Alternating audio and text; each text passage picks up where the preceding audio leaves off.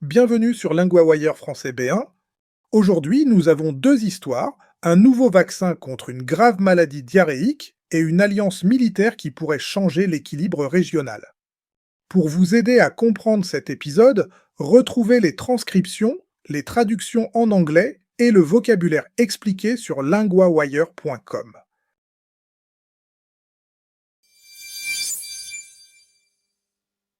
Un vaccin qui pourrait mieux protéger contre une cause majeure de diarrhée mortelle.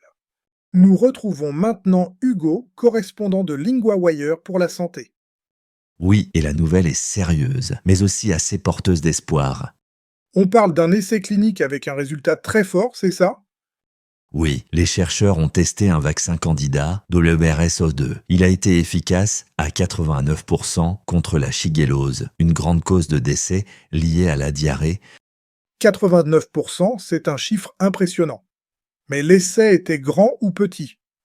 Il était encore assez petit. Les chercheurs ont recruté 108 adultes. La moitié a reçu le vaccin, l'autre moitié de l'eau salée. C'est ce qu'on appelle un groupe placebo.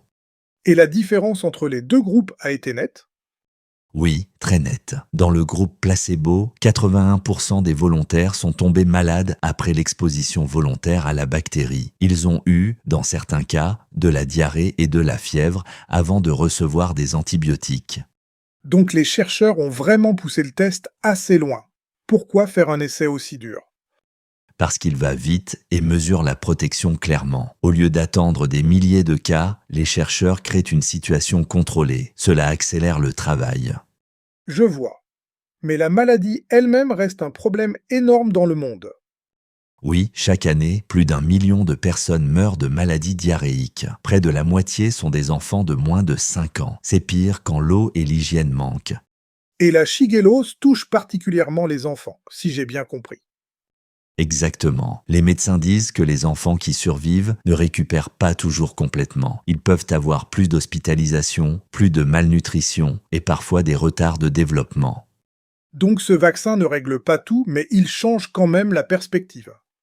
C'est ça. Il n'existe encore aucun vaccin autorisé contre la shigellose. Alors, un résultat de 89% attire l'attention. Mais les experts restent prudents. L'essai est petit et il n'a porté que sur des adultes. La prudence scientifique reste donc indispensable, même quand la nouvelle est encourageante. Oui, et c'est aussi ce qui rend cette étude solide. Elle ne promet pas trop vite. Elle montre surtout qu'une vraie protection semble possible et que cela pourrait compter énormément pour les enfants les plus exposés.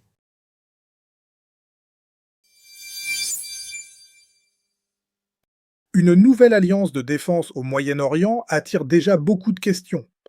Nous retrouvons maintenant Inès, correspondante de LinguaWire pour les affaires internationales. Oui, et la signature du pacte a été présentée comme un moment historique. Que disent exactement les trois pays concernés? La Turquie, l'Arabie saoudite et le Pakistan ont signé un pacte de défense mutuelle. Le texte s'appuie sur un accord similaire entre Riyad et Islamabad conclu l'an dernier. Donc l'idée est simple en apparence. Si l'un est attaqué, les autres réagissent. C'est l'image que beaucoup gardent, mais ce n'est pas encore clair. Un analyste cité dit qu'on n'a pas encore vu la déclaration complète et que l'important est devrait être, pas sera forcément. Donc il y a une promesse politique, mais pas forcément un engagement automatique. Exactement. Plusieurs experts restent prudents. Ils disent qu'on ne sait pas encore jusqu'où le pacte obligerait vraiment les membres à se défendre. Et malgré cette prudence, le message reste fort. Très fort. Les trois pays veulent montrer qu'ils peuvent agir ensemble face à des menaces régionales, mais ils font attention à ne pas présenter ce pacte comme une provocation directe contre un adversaire précis. Pourquoi maintenant, selon les observateurs? Parce que la région est sous tension depuis longtemps et les partenaires cherchent plus de sécurité. L'article souligne aussi le doute croissant sur la fiabilité des États-Unis comme alliés de sécurité. Cela pousse certains pays à chercher d'autres appuis. On voit donc un vrai mouvement de fond, pas seulement une signature symbolique. Oui, le pacte réunit aussi des atouts différents. Le Pakistan apporte son armée, ses munitions et son arsenal nucléaire, la Turquie ses drones et sa production militaire, l'Arabie saoudite, sa puissance financière. C'est un mélange de forces très différents et assez parlant sur la façon dont les États cherchent des garanties. Tout à fait. Le sujet est plus large que cet accord. Plusieurs pays de la région veulent se protéger dans un environnement plus incertain, sans choisir trop vite un seul camp. Donc le pacte existe, mais sa portée réelle reste à tester.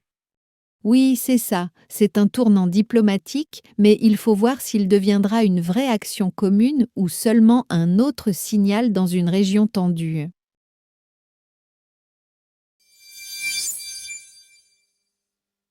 Dans la première histoire, voici 3 mots utiles sur la santé. La shigellose, féminin, maladie causée par une bactérie qui peut donner une forte diarrhée. Dans l'histoire, c'était la maladie que le vaccin voulait prévenir. Exemple, la shigellose peut être grave chez les jeunes enfants. La diarrhée, féminin, le fait d'aller souvent à la selle avec des selles liquides. Dans l'histoire, on parlait d'une maladie diarrhéique grave. Exemple, après ce repas, il a eu de la diarrhée pendant 2 jours. Un essai, masculin, un test pour vérifier si un médicament ou un vaccin fonctionne. Dans l'histoire, les chercheurs ont fait un essai clinique. Exemple, cet essai a donné des résultats encourageants. Maintenant, un point de grammaire a été efficace. On utilise le passé composé avec être pour parler d'un résultat obtenu dans le passé. Le vaccin a été efficace à 89%. Le résultat a été très net. Répéter a été efficace.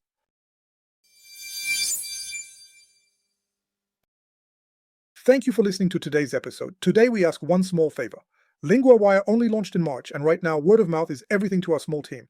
If you know someone who loves the news and wants to learn French or any of our 6 languages, send them this episode. It's the best way to help us grow and improve our service.